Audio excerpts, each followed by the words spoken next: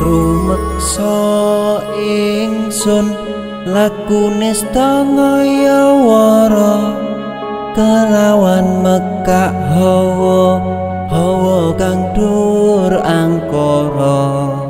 senajan setan gentayangan tansah gawe rupeda hingga pupusing jaman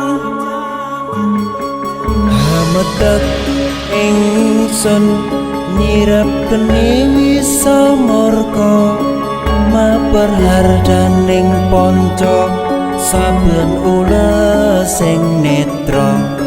linambaran sih kawelasan ingkang paring kamulyan Sang Hyang Jati